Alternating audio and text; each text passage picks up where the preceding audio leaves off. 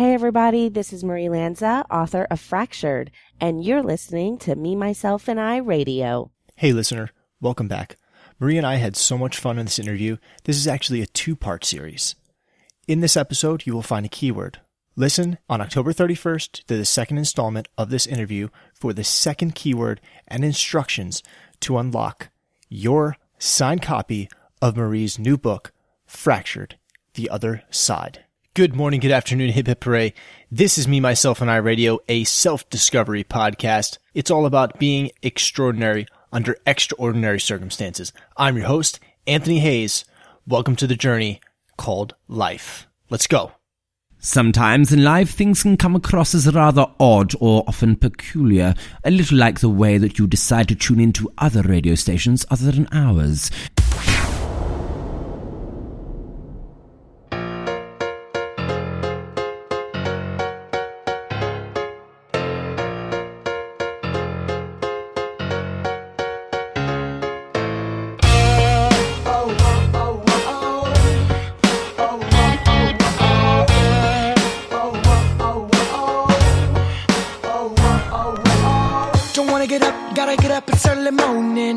So hard last night, my lids are swollen. Got my guitar, gotta get to a studio. Got a track and I think it's gonna hit, yo. It's been so many years and there's been so many tears, and it's gonna be well worth the pain, see, when all my people line up to see me. Cause I got no money, got no home. If you enjoyed that introduction song, that is Love Struck Robot coming through again with the tunes, this time with Do It All for the Dream. Head on over to lovestruckrobot.com or download that on iTunes right now. Good morning, good afternoon, hip hip hooray, me, myself, and I Radio Tribe. Today's episode is very special because I am joined by my favorite new author and fellow podcaster. Her show's right here on Spreaker, as a matter of fact. Her new book, Fractured, The Other Side, comes to us via Severed Press, which specializes in zombies, dinosaurs, sea monsters, and space marines. The perfect genre for the month of Halloween, which we are readily approaching so quickly. God, this month is flying by. Anyway, all the way from California at the crack of dawn with coffee in hand, I'm sure, the lovely, the talented, the wonderful, the beautiful, did I say that already? I probably did. Marie Lanza. Marie Lanza. Marie. I try. If you're ready to go, let's get into Me, Myself, and I, shall we? Awesome. All right. So we're here talking to Marie today, one of my favorite new authors. So new to me, I actually didn't know that she was a writer. Shame on me. The funny part about this whole thing, and I saved this to talk to Marie. She actually doesn't know this part. I found Marie in 2004 on Sirius XM radio, and the show that she was a producer at the time, I used to call in for advice, so you could say. And Marie was a member of the infamous Fishbowl with an amazing cast of other girls. And funny story here, Marie, just so we can back it up. I actually have spoken to you before on a couple occasions because I used to call the show, and I got in trouble one day. This is the funniest part. I called the show and I was asking for some advice, and I spoke to you and Tiffy and the girls, and my ex-girlfriend at the time, somebody she knew just happened to be listening to the show. So I'm calling up and I'm talking about my ex-girlfriend, and I get a text message from her saying, "You know that you're not the only one that listens to satellite radio, right?" While I was on air with you guys. And I was like, busted. Yeah, first of all. And it was the funniest first thing. First of all, now I'm curious as to what you were calling about, but also 2004, that really, really says how long I was in that industry. Or I still am in the industry. How long I've been in this industry. Yeah. I feel very old. And it also tells you how long I've been stalking you. You're I'm awesome. just kidding. I'm not outside your window right now, I swear. But oh man, yeah. So like I want to talk about your new book. So like the me, myself, and I elements we're going to talk about. It's as everybody knows out there, it's like our past, present, and future selves. Because we're all in this together. We're all in a journey of self-discovery and self-development, whether we realize it or not. And one of the things I talk about a lot is writing, because I love to write myself. So, having you on today is just, it's going to be awesome, I think, for everybody to hear about your journey as a writer and as a mother, because you're a mother now, which is awesome. Your daughter's gorgeous. I've seen pictures of her on social media. She's so cool. And just to hear your whole journey, I think everybody's going to really have fun with this one. So thanks. I'm excited to talk to you about it. So, I do have the new book. However, I haven't gotten a chance to read it yet. So, would it be correct in saying that, that the other side is going to pick up where we left off in, with Harmony and Dan? So, in the last book? Not to disappoint you, but the other side is actually, the story of what happens to Melody, Jason, and their daughter, Aubrey. So in Fractured Outbreak, we have so many unanswered questions that Harmony and Dan are on this journey, and they're doing everything to run from what's happening with the devastation of the world as they know it. And the first goal in the book, I mean, it's in the first few chapters, is she's trying to reach her sister. Harmony is trying to reach Melody, her sister. And so that whole thing is what happens to them. And so Melody and Jason, I take them on their journey. Oh, cool. So this is like really going to delve into a lot of character development and it's gonna, a real backstory. It's going to take you in the same, actually, it's going to take you in this almost the exact same timeline is Harmony and Dan, but it's telling you the story of what happened to them. Oh, cool. Oh man, this is going to be a lot of fun. I can't wait to read this. And so my next question would be, I know you also have the e-series with the ebooks, Colony. Which I've read. Yeah, and I've read all those. Those are awesome too, and a lot of fun. The question I do have, because I just recently discovered you see, after a couple of years of not having satellite radio, because I was broke and I couldn't afford my bill, but that's besides the point. We're all there. I got rid of I know, right? So I got rid of my satellite radio, and then a couple of years ago, 3 years ago, actually, to be exact, I kind of was like, I wonder what, Marie is up to these days. So I found you on Spreaker, and that's when I found out that you were writing. And so how long, was that out of the loop, or have you actually been writing that long? It wasn't out of the loop for me. I've been writing since I was a little girl. And my dad always, and both my parents actually always pushed that for me, because I had always loved storytelling. But you know how life is.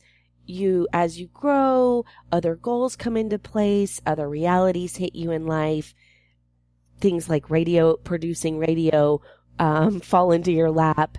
After college, I went to college and studied screenwriting. Like, my whole future was based on that. But then producing radio kind of fell into my lap, and I kind of put it on the back burner. And 3 years ago, when you found me on Spreaker, is right around the time where I decided I'm done with not following what's important to me. And I'm going to take everything on my back burner and bring it on the front burner. And everything else is just going to have to wait until I reach those new goals. And I wasn't going to let... Right. Yeah, I think. No, I was just going to say, I was tired of letting my reality get in the way of things that I was really passionate about. The first keyword is happy. Tune in on October 31st for the second keyword and instructions to win your copy of the book.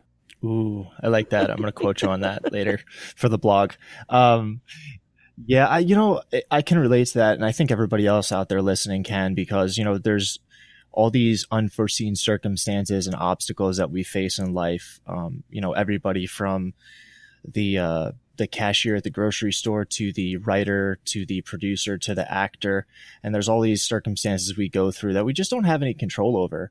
But I think you touched on a big key word there, and that was passion and following those passions. And, we talk about that a lot here on the show, because that's one of those things that is always deep down inside you, and you just can't get rid of that. And I think you're a true testament to that, Marie, because no matter what happened, you always knew that this was what you were meant to do. So I think everybody can be really inspired by your story today. And I think everyone out there has something that they're so, even if it's the simplest hobbies that they're putting on the back, they're putting behind them because everything else in life is just getting in the way. And I always found, like, especially all those years of not writing, or writing as a second, when I could, it just wasn't fulfilling. And I just kind of made, you listened to all the shows I produced on satellite radio when we were on satellite, and we always preached that. We always preached, like, you have to be fulfilling all of your needs, right, in life. And that was a big need for me. Like, this has always been my big outlet. And I knew something wasn't being fulfilled. And I finally put my hands up and I said, you know what? Here's the door that's opening for me now. I'm taking a step back from radio, or satellite radio. And I need to do what's going to get me to this next place, which it was finally writing full time. That's awesome. So it's pretty safe to say you have a great support system to back you up on. Well, I on never would have been able to do any of it if I didn't have an amazing husband. When I made the decision, that's awesome. When I made the decision to leave radio or satellite, and I keep saying leave radio, I still do radio. When I made the decision to leave what I had been producing, where I had been for over 10 years, he was the biggest supporter.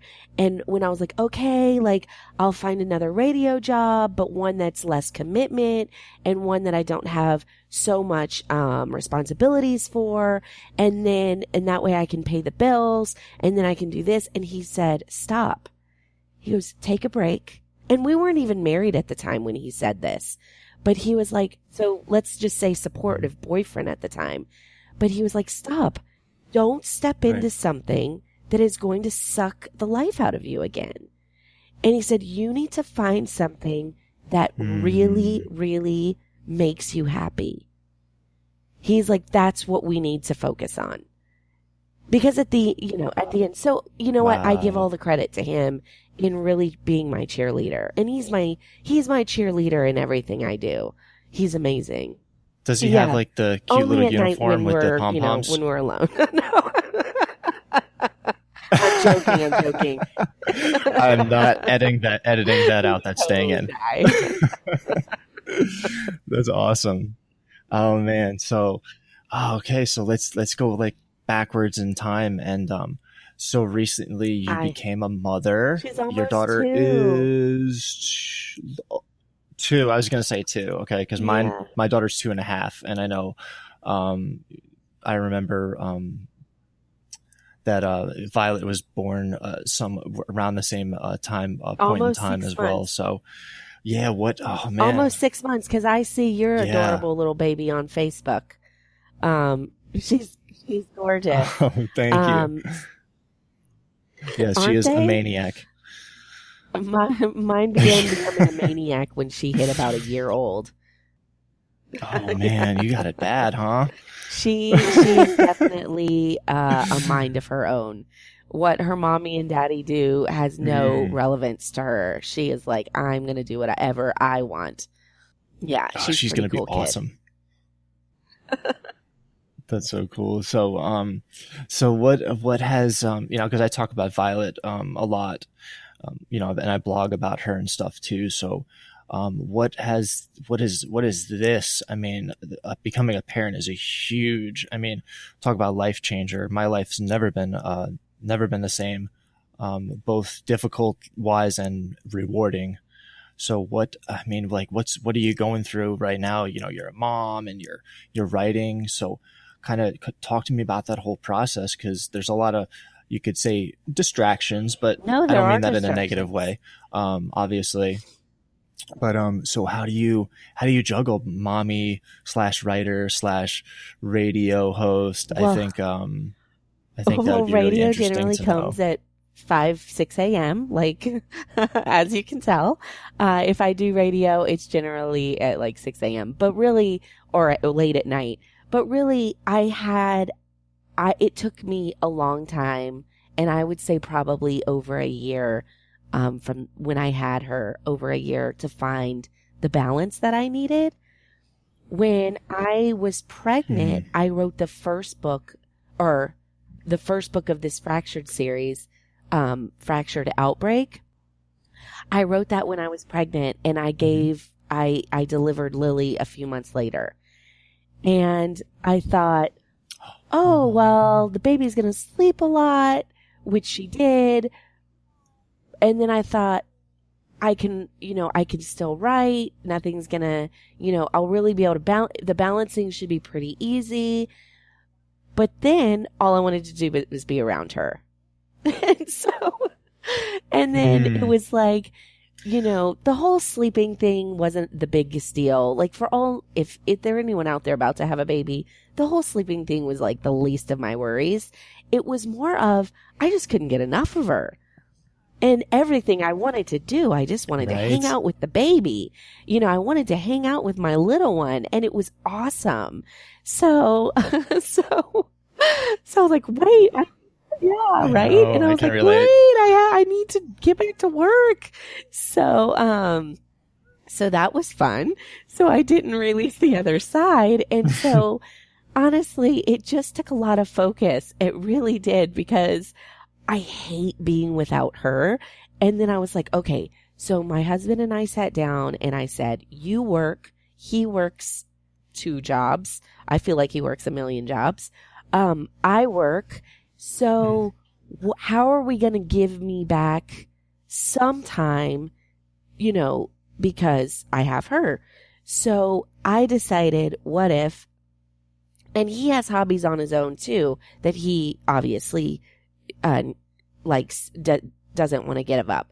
And I don't want either of us to give up those hobbies. So just had to find a balance.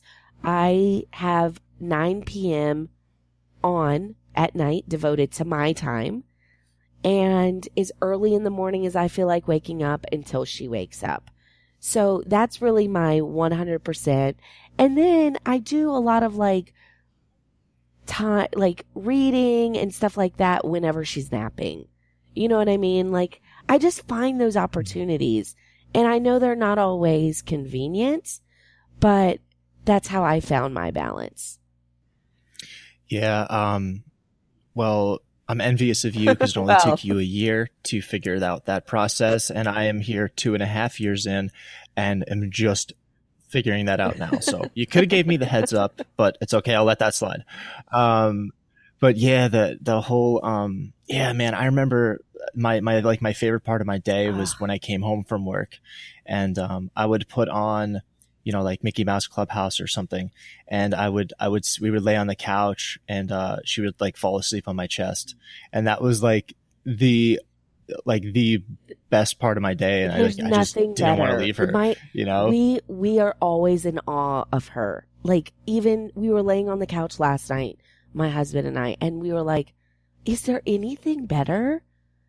Is anything more? I mean, really, doesn't the baby, don't your kids, they really put life into perspective of what's important. Oh, they quickly give you perspective. They are. They're funny little creatures. Some of the stuff that Violet says and does, and her facial expressions now, my girlfriend and I, we just look at each other and we just crack up laughing, because she's she's like a comedian. Like she could do the craziest stuff and she'll have a tantrum and, you know, we'll get upset or short tempered, but then she'll just start singing a random song or breaking out into a dance. And it's just like, we just can't help but start laughing. So it's like living with a little bipolar drunk called person. her that the other day. When they just start when they get mad and then they just start laughing. And I'm like, I looked at her the other day and I go, You're nuts. I was like, I don't know what's wrong with you. Yeah. But crazy people, when you're an adult and you start crying and then you start laughing and then you get mad at me again, that's called a crazy I'm sitting there lecturing her and I was just cracking myself up, of course. But I mean, and she was just looking at me like, what are you talking about, Mom? What are you? I love it. I love it. It's fun. I like to look at Lily and tell her she has no chance in life. Yeah, Me and her dad are the biggest nerds. I'm like, you have two parents that are complete geeks. We're so nerdy, and you have no chance at life because you're just going to be a nerd, and you have to accept it now. Oh no, she's going to be awesome. She's going to be awesome. This concludes part 1 of 2. Subscribe and listen in on October 31st to the second installment of this interview for the second keyword and instructions to unlock your signed copy of Marie's new book, Fractured: The Other Side.